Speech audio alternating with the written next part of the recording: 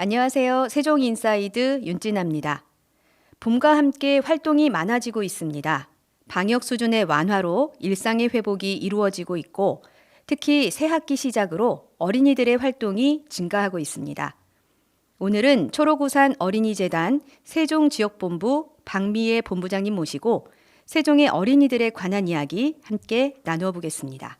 오늘 세종 FM과 CMB로 함께하고 계신 분들께 직접 소개 부탁드리겠습니다. 세종 FM, 세종 인사이드 청취자 여러분과 CMB 대전방송 시청자 여러분들 반갑습니다. 저는 초록우산 어린이재단 세종지역본부장을 맡고 있는 박미애라고 합니다. 세종에서 우리 세종의 아이들이 조금 더 안전하고 행복한 삶을 살 수 있도록 그런 역할을 하는 일을 하고 있습니다. 네, 본부장님 방금 말씀도 해주셨지만 초록우산 어린이재단은 안 들어보신 분들은 안 계실 것 같아요. 다 들어보셨을 것 같은데 네. 어떤 기관인지 좀 더 네. 자세하게 설명 부탁드리겠습니다. 네. 초록우산 어린이재단은 1948년도에 시작이 되었고요. 그때부터 지금까지 75년 동안 우리나라 아이들뿐만이 아니라 해외의 기아들을 위한 활동까지 지금까지 진행을 하고 있고요.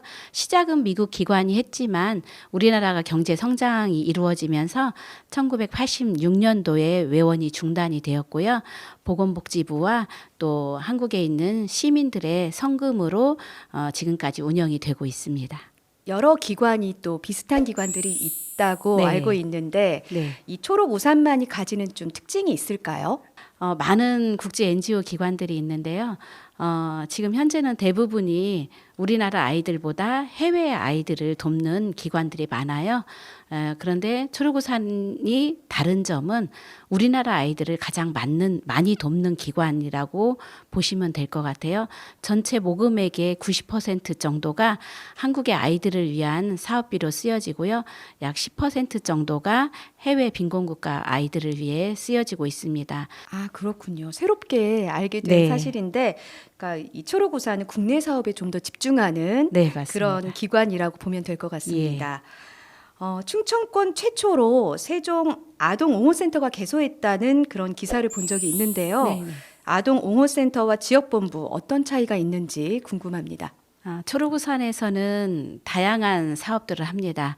지역본부가 있고 아동옹호센터가 있고 가정위탁지원센터가 있고 아동보호 전문기관이 있고 종합사회복지관 등 다양한 사업을 하는데요. 세종에는 세종아동옹호센터로 해서 4년 전에 첫 발을 내딛었고요. 아동옹호센터는 아이들의 목소리를 듣고 아이들한테서 나온 의견으로 정부의 정책을 반영시키는 역할, 또 아이들의 놀거리라던가 주거권 향상을 위한 활동들을 하는 사업이라고 보시면 될 것 같고요.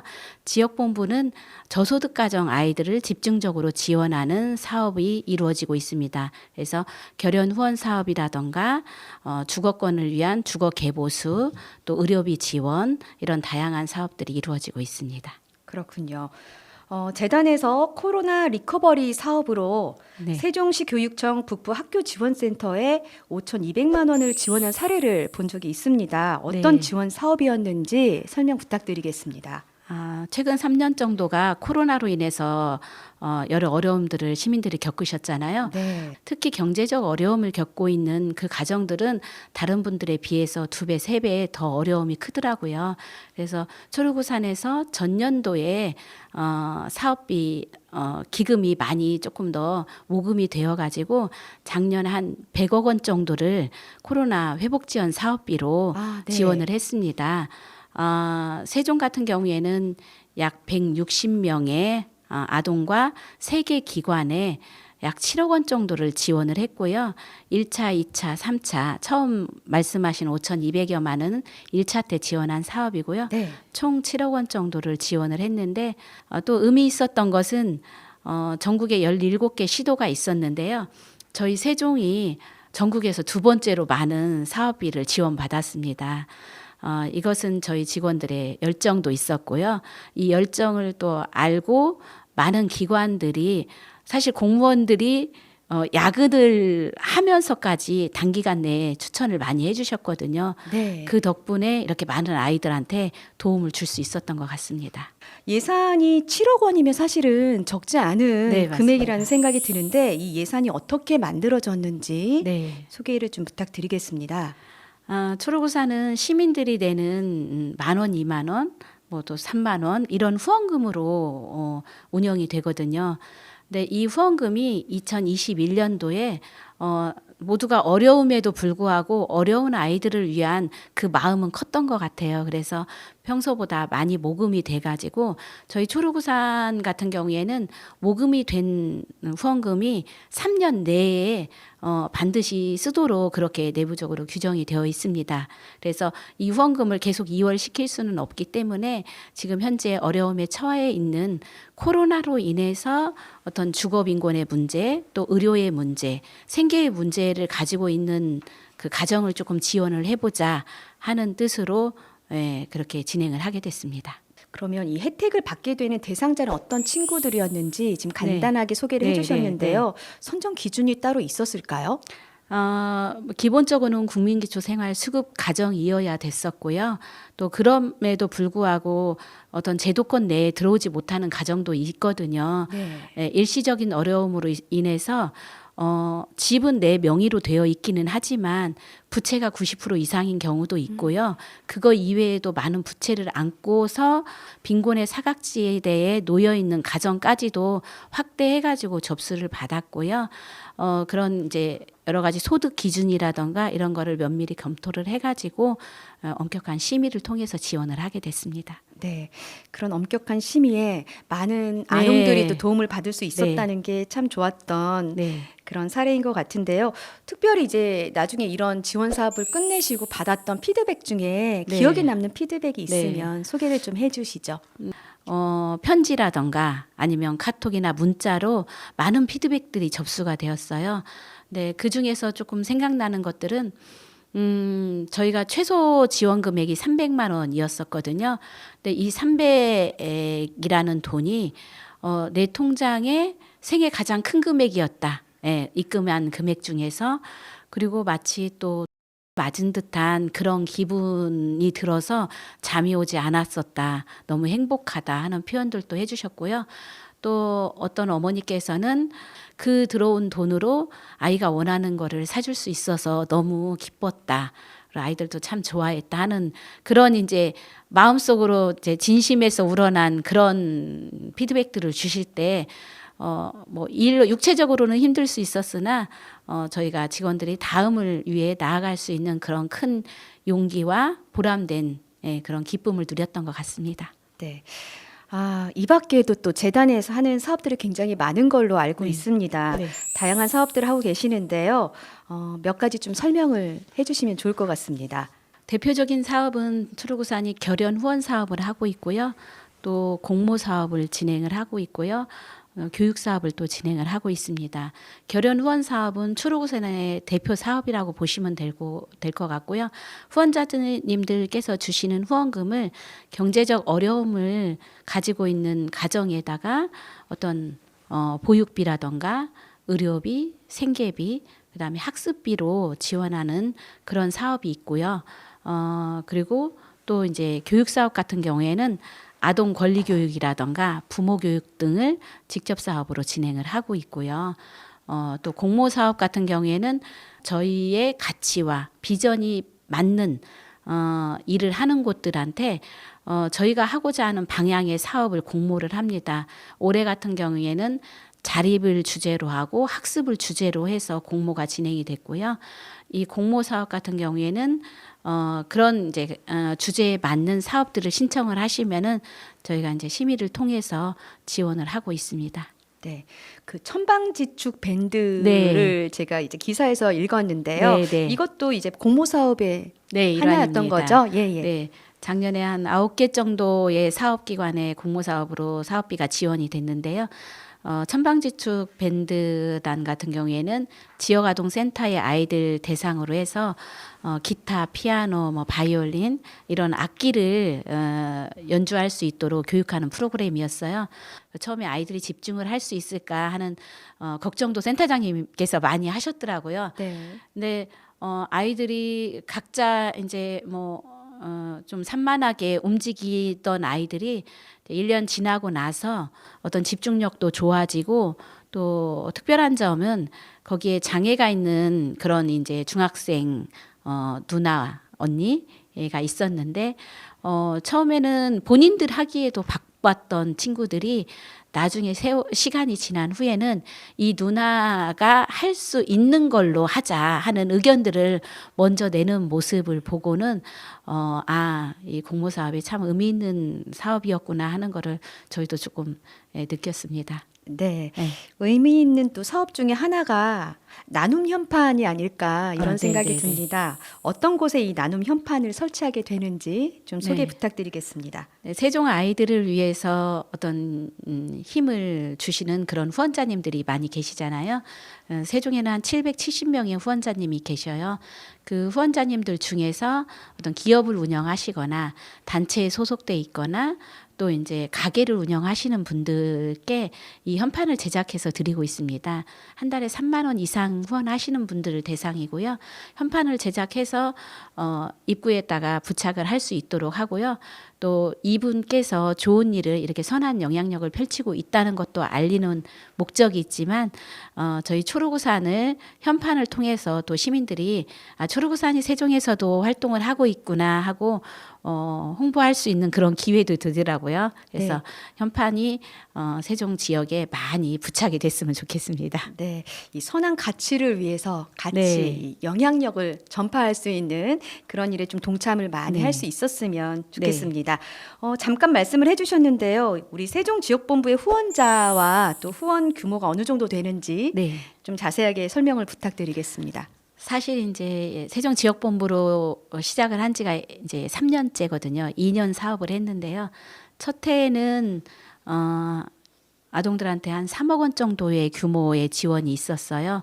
근데 작년 같은 경우에는 아까 말씀드린 코로나 리커버리 사업이 7억 원이 지원되고 그것 이외에도 많은 이제 수도권의 자원까지 가지고 와서 작년에 지원한 걸 보니까 약 15억 2천만 원 정도를 3,200여 명의 아동들한테 지원을 와, 했더라고요. 네. 후원자 같은 경우에는 770명의 후원자님들이 사실 모금액은 5억 원이 채 되지 않습니다.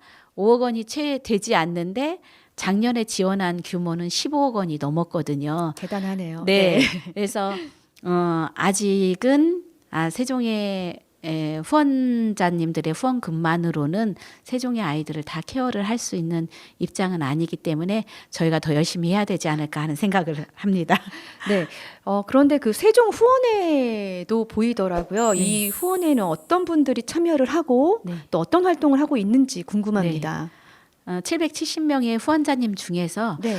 좀 초록우산이 하는 사업의 의미를 더 많은 분들에게 알리고 싶고 좀 이 적극적으로 사업을 네. 알려가지고 네. 후원자로 가입을 시키는 그런 역할도 하고 계시고요. 그래서 기본적으로 후원의 활동을 하려면 저희 후원자이셔야 되고요. 월 10만 원 이상의 후원을 하시는 분들 중에서 좀 적극적으로 활동을 하시고자 하는 분들이 후원회에 가입을 하게 되고요.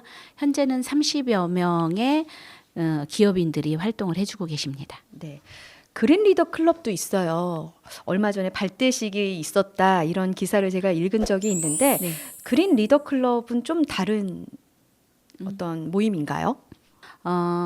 작년 5월부터 그린 리더 클럽 후원자를 발굴을 하기 시작했고요. 네. 한 3개월간의 그 모집 기간을 통해 가지고 9월에 저희가 50여 명의 그린 리더 클럽 후원자를 발굴을 했습니다. 그래서 이 후원자님들은 10만 원 이상 후원하시는 분들로 이루어졌고요.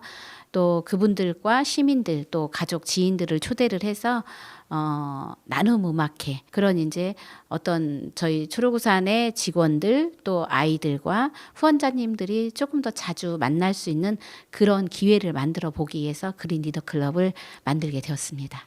네, 세종 후원회도 그렇고 그린 리더 네. 클럽도 그렇고요. 이렇게 함께 해주시는 분들이 많기 때문에 우리 세종 지역본부 좀 더 나은 모습으로 네.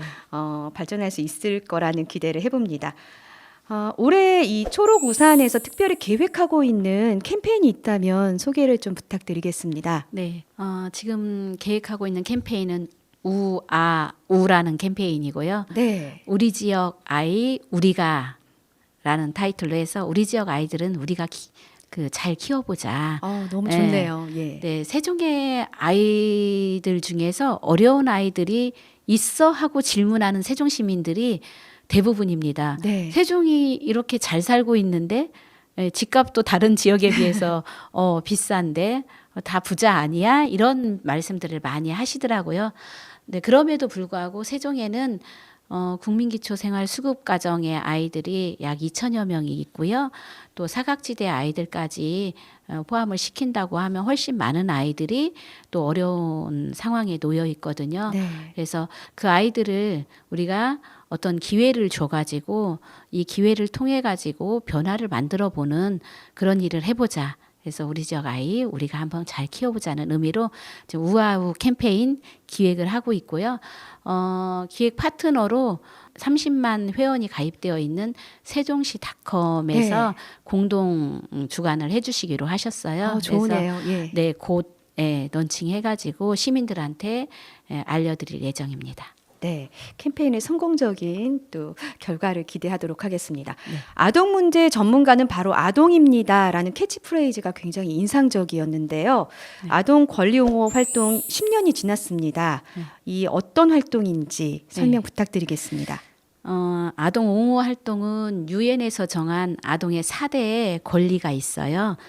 생존권, 발달권, 보호권, 참여권 이 4대 권리를 잘 지켜질 수 있도록 그리고 또 모든 정책에 아동이 최우선이 되어야 되고 아동 친화적인 환경을 만들어야 된다는 그런 이념으로 저희가 사업을 하고 있는데요. 최근에는 아동 친화 도시를 지향을 하면서 아동의 참여권이 많이 좋아지고 있기는 해요. 그럼에도 불구하고 아이들과 직접적으로 영향이 미쳐지는 정책에 있어서 아이들의 의견을 듣지 않고 그냥 어른들의 생각으로 진행이 되는 경우가 많이 있어요. 그렇죠. 그래서 이런 의견을 잘 정리를 해가지고 국회라던가 지방자치단체에 전달해가지고 정책을 바꾸는 일을 하고 있고요. 어떤 성공적인 경험으로는 아동 성폭력 범죄가 사실 이제 공소시효가 있었던 적이 있거든요. 네네. 그래서 어떤 어렸을 때 그런 나쁜 경험이 있었는데 그때는 어렸기 때문에 누군가한테 말도 못하고 신고도 못하고 그냥 성장을 했던 거죠. 근데 어른이 되고 나서 보니까 그게 잘못됐고 그 경험이 나한테 그 삶의 질을 낮추는데 너무 많은 악영향을 미친 거를 깨닫고 신고를 하니까 공소시효가 지나가지고 처벌을 할 수가 없는 거예요. 그래서 이 상황을 해결을 해야겠다는 생각을 가지고 저희가 이제 공소시효 폐지 운동을 했어요. 그래서 그 결과로 아동 성범죄와 장애인 성폭력 관련해 가지고 공소시효를 없앴고요. 또 어린이들이 저희가 사업을 하면서 의료비 지원이 가장 큰 금액이 사용되고 그래서 어린이 입원 치료비를 전액 국가가 부담을 해야 된다는 제로화 운동을 했어요. 그래서 그때 당시에 입원 치료비가 본인 부담금이 20%였는데 저희의 정책 제안으로 인해서 제로화는 이루어내지는 못했고요. 5%로 낮추는 그런 역할들을 했습니다. 네. 개인적으로 신앙송 활동을 하고 계시다고 들었습니다. 네. 어떻게 시작을 하셨는지 궁금합니다. 네, 이제 저하고 경영자 모임을 같이 하던 대표님께서 어떤 신앙송을 하고 계셨는데요. 너무 아름답기는 했지만 저하고는 동떨어진 생활이다 이런 생각을 했었어요. 그래서 1년 동안 계속 이제 같이 하자고 이렇게 설득을 하셨는데 하지 않다가 또 다른 굉장히 가까운 분께서 함께 해보자 하셔가지고 용기를 내서 시작을 했는데요. 그 신앙송이 저한테 굉장히 많은 어떤 치유와 힐링을 주더라고요. 그래서 지금은 시와 낭송에 푹 빠져서 제가 살고 있습니다. 그렇다면 좋아하는 시 한 편 좀 낭송을 부탁드려도 될까 싶은데요. 네, 네. 네. 한 편 네. 준비해 주시면 네. 감사하겠습니다. 짧은 시 한 편 제가 좋아하는 시로 네. 전해드리겠습니다. 풀 김재진. 베어진 풀에서 향기가 난다. 알고 보면 향기는 풀의 상처다. 베이는 순간 사람들은 비명을 지르지만 비명 대신 풀들은 향기를 지른다. 들판을 물들이는 초록의 상처가 내뿜는 향기에 취해 나는 아픈 것도 잊는다. 향기도 저토록 아름다울 수가 있다. 이상입니다. 짧은 시간이지만 푹 빠져 있었습니다. 아니, 감사합니다. 신앙송이 이렇게 매력적이었나 싶을 정도로 너무 좋았습니다, 본부장님. 부족한데 네, 잘 들어주셔서 감사합니다. 네. 함께 해주시는 후원자와 어린이 친구들에게도 하고 싶은 말씀이 있으시면 이 시간 통해서 좀 부탁드리겠습니다. 굉장히 감사한 분이 많이 계신데 그 중에서 대표적으로 감사한 마음을 전하고 싶은 분은 세종 후원회장님이세요. 여성 건축사이시면서 건축사 사무소 대표이신 정선주 후원회장님이시고요. 여성 기업인으로서 본인의 어떤 본업에 또 성장을 시키기도 바쁘실 텐데 아이들을 위한 마음이 어쩜 저렇게 따뜻하고 클 수가 있을까 하고 제가 늘 감동하는 분이거든요.